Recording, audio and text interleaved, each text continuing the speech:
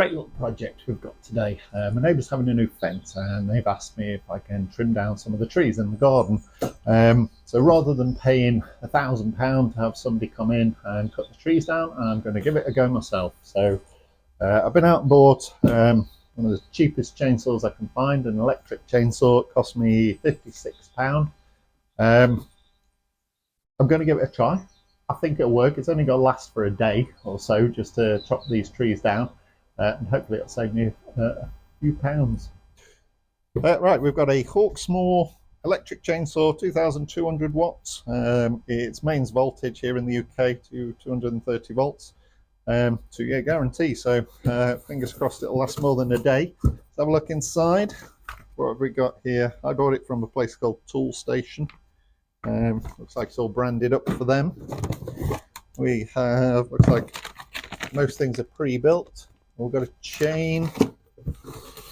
What we got here? And a chain guard.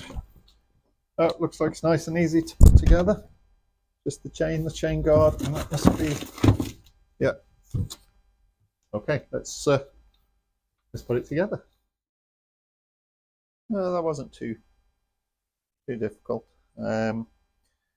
You have to put the chain on, just make sure it's the right way around. I've only just noticed that little symbol there. That gives you an idea.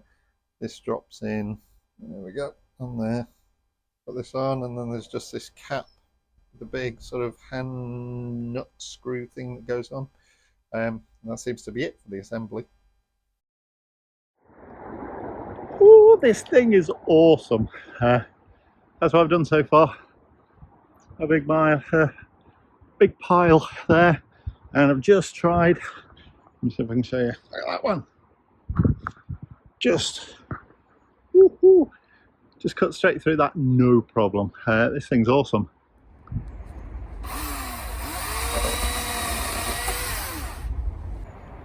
In this day and age of over health and safety regulation for this, that and the other, I think it's worth saying that I didn't just start chopping these trees down without doing a little bit of research in terms of what's the best way to operate a chainsaw, what's the safest way, how to go about sort of looking for the maximum points of tension and things. So if you're thinking of doing this yourself, I would say that do spend at least an hour looking on the internet, reading instructions, make sure you understand the dangers of operating a chainsaw and the best way of operating a chainsaw, because I did get the chainsaw stuck a couple of times. I made a couple of mistakes, but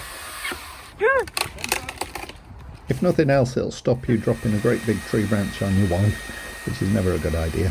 So yeah, if you're not comfortable doing this, I'd get somebody in to do it for you, but if you're careful, it's more than doable yourself. Right, almost done. All the big branches are off now, and this thing is amazing. Best 56 quid I've ever spent, I think. Saved me £1,000 getting in a team of people to do these trees. It's taken me 3-4 hours to lock that down. Still got a bit of tidying up to do, but big thumbs up to this one. I don't normally do review videos, but I thought I'd take a break from the pizza oven just to show you this project. I thought it might be interesting for people to see that rather than getting somebody in to cut your trees down, it's perfectly feasible to do it yourself on your own, just with a bit of rope and a chainsaw. Hope you enjoyed it. See you on the next one.